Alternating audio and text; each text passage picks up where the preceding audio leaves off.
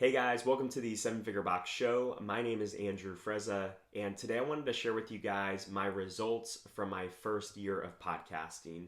And I've been podcasting for a little over a year now. I started actually back in June, July of 2018, and I wanted to share with you guys what does a year of podcasting look like. I've released an episode at least every week for a year, almost exactly every week for a year. I typically have released my episodes every Friday for a year, and I have about 72 episodes in 70 weeks as of this recording. So I wanted to talk about what is realistic as it relates to results. What benefits have I seen in return from having the podcast?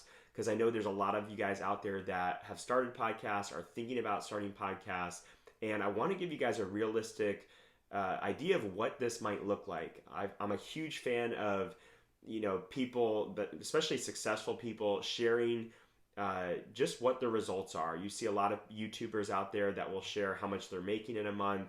I remember years ago getting really inspired from seeing Pat Flynn from Smart Passive Income. He would share his monthly income reports of how much he was generating in online revenue.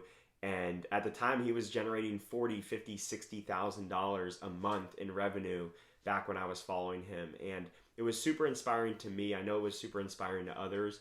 But I also, I'm not there yet. And I wanted to share a perspective from someone who isn't there yet. Because I think a lot of people that are willing to share stuff do it once they're already really successful. And I want to share once I've had a little bit of success, but not really a ton of success in the grand scheme of things, okay? Where I do feel that I've been successful and where I'm really proud of this is that I've followed through with what I asked of myself. So I asked myself to create a podcast every single week for a year, release that podcast every Friday by midnight, and I was able to uphold my end of the deal. So I'm really proud of that effort, and that's what I would encourage you guys to do as you're taking on any new venture is focus on the effort, focus on some of the intangible benefits that you want to get, regardless of whether that thing is successful from a financial perspective or from a listener perspective. But I want to share with some of you guys today where the podcast is so you can see maybe what is realistic for a business podcast or for your gym podcast if you're thinking about starting one. So I recorded my first 3 episodes back in June and July of 2018, but I released all 3 at once in early July of 2018. The very first week I released those episodes, I released all 3 at once. I got a total of 10 listens on those episodes. And my guess was 5 of those 10 was probably myself or my wife or my brother that was listening to these episodes to make sure it went through, make sure there was no audio issues, or to give me feedback in return. So basically when we first launched that podcast the very first week, there were pretty much 2 to 3 listens that weren't someone in my family. And by the time that I released my 5th episode a couple weeks later, that number had jumped up a little bit to a total of 67 listens between all 5 episodes over the course of that 3rd week. And over the next 4 months, that number stayed almost the same. So even though I continued to release additional episodes and I had all these previous episodes that were available to be listened to, on a weekly basis, that number never really got too much above or below 60 plays. And I'm actually looking at a week that I did from November 14th to November 20th of 2018 that I only had 69 plays total for all episodes during that entire week. So I had been podcasting for well over 4 months at that point and was still basically seeing results that were comparable to what I was seeing in week 3. And just a few weeks after that, I caught my first big break, which is being invited onto the Gym Right podcast run by Marcus Gursey. Marcus is a good friend of mine, and he had me on the show to talk about the Rockstar coaching course, 7-Figure Box, and what we're doing at CrossFit Palm Beach. And that was where I saw the biggest spike in episode views over the course of that week. So in that week of December 5th to December 11th, we had a total of 945 plays in that week alone. So we were going from an average of about 60 plays a week on all episodes to almost 1,000 views on those episodes in a single week. Now, for any of you guys that have businesses or own a gym, you know that if you have this huge spike, it usually does not sustain, right? You might get a huge influx of people from a gym closing down, a 6-week challenge, but it's really hard to sustain that peak. So I saw an immediate drop off after that peak, But what it did is now it established a new baseline for me. And this is what you're going to notice with any sort of path to mastery or any sort of path to improving a skill, building a business, is you're going to have these very sustained, almost like plateaus. You're going to see a spike. You're going to see it come down. So you're going to hit this big PR. You're going to see it come down, but it will level off at a new baseline that is above what your consistent baseline was prior to that spike. So even though it feels like you had this decrease in energy and you have this lull, you have to look back at where things were before this big PR, because now you've established this new baseline for yourself moving forward. And this new baseline for me was about 300 to 400 plays a week. Okay, so a lot of Marcus's audience, it's a shared audience in the sense that a lot of people that would listen to the Gym Right podcast are gym owners that would really enjoy my podcast as well. So a lot of those owners, I'm sure some of you out there are listening to this, you first heard about me in this podcast through Gym Right, and you become a consistent listener since hearing that first episode that I did with Marcus. And over the next 6 months, I saw this pattern continue of seeing these little spikes for one reason or another. Maybe it was because I appeared on another podcast, or maybe someone shared one of my posts somewhere, but I would see these spikes and then I would see it sort of level off to this new baseline. But what's really interesting is that, when I saw that spike from Marcus where I got 1,000 listens in a single week, over the next 6 months, I never hit that number again in a single week.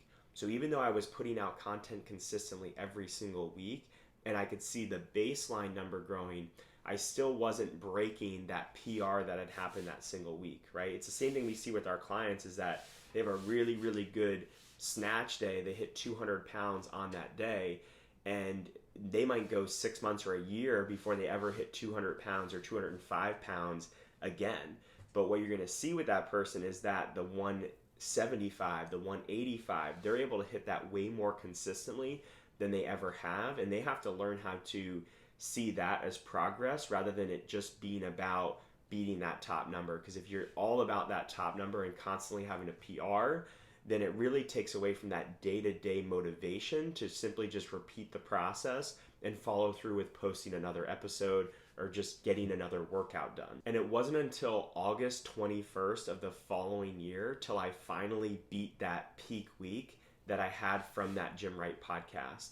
So if we're just talking about the first year, which this podcast was supposed to just talk about the first year, is that I had a great week back 5 months into my first year and was never able to surpass that great week for the remainder of that first year that I was podcast recording. But I've since beat that week once. And again, that baseline now continues to rise. And now that baseline number for me is well over 600 plays a week. So in my worst weeks now, I'm getting over 600 plays in a week, where if you guys remember back in my first 3 to 4 months, my worst weeks were about 60 plays in a week. And that's really what I wanted to share with you guys from a numbers perspective, just so you have an idea of what this thing looks like on my end.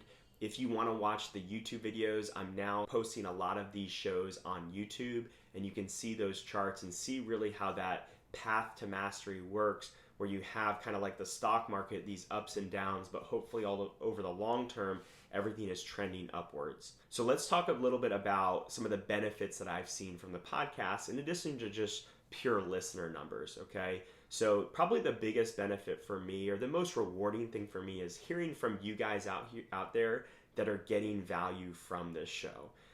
That really is the thing that keeps me going after this first year, is knowing that there's people out there that are getting value and improving their businesses based on the content that I'm putting out there. So for you guys that have reached out through Instagram or through email, I saw a lot of people at the Iron and Mortar Summit, which was really cool to meet some of you guys in person. Those little interactions are worth so much to me, and I appreciate each and every one of you guys. I may not always be able to show it to the full degree that it means to me, but just I want you guys to know how much it means to me when you guys reach out and let me know that you're getting value out of the show. The second really big benefit is to be able to create relationships with other high-profile people in our industry. And it's allowed me to have interviews with people, conversations with people, ask questions of people that I respect in our industry that I probably wouldn't have been able to have those conversations otherwise. So one of the best benefits of a podcasts is you now have a platform and a reason to reach out to these really prominent people and learn from them, talk to them, be in the same room with them, and ask those questions that are really selfish questions for me, but provide a lot of value to you guys out there as well who are thinking and wanting to ask some of those same questions. I also feel that the podcast has been a really great learning tool for me as a business owner, as a head coach or a coach's development person in our gym. Those skills have been huge for me. And the podcast is really cool in the sense that I try to talk about things that I know, and I try to talk about things that I really understand and have implemented at CrossFit Palm Beach. But I always try to add a 10 or 20% of research of things that kind of extend me out of my comfort zone.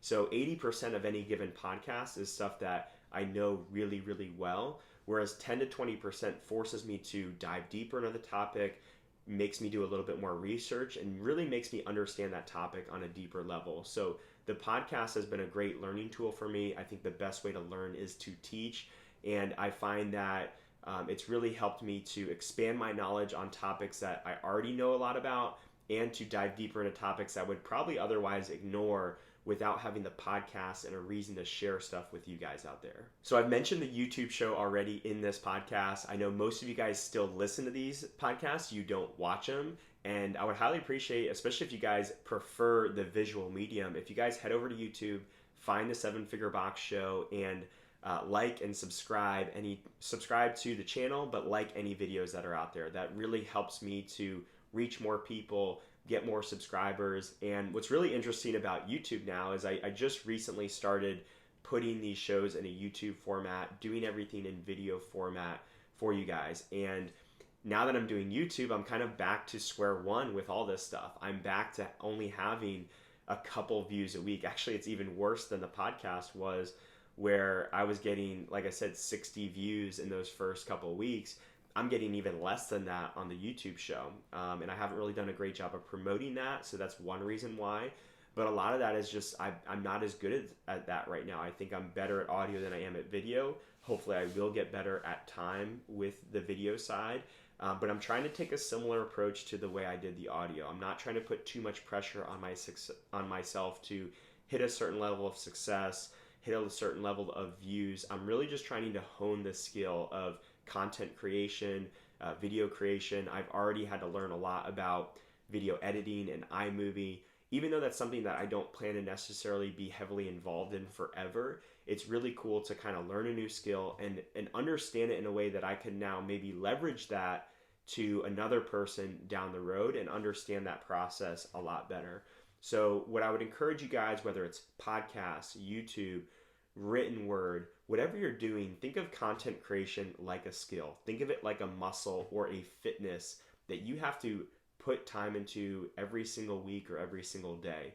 And don't focus so much on the end result, because as you can see with my numbers, if I strictly focus on like, man, I put so much work into it and I only have this amount of listeners, then I think it would really be easy for me to get discouraged. But when I focus on the process and simply putting out content every single week, and then when I focus on those very few individuals that I've been able to help with that content, it really keeps me motivated and on track moving forward. And I don't know if I'll do YouTube videos forever, but I'm enjoying it enough right now where I plan to continue. So if you guys like this episode, please subscribe to the channel, please like the video, and I'll talk to you guys soon.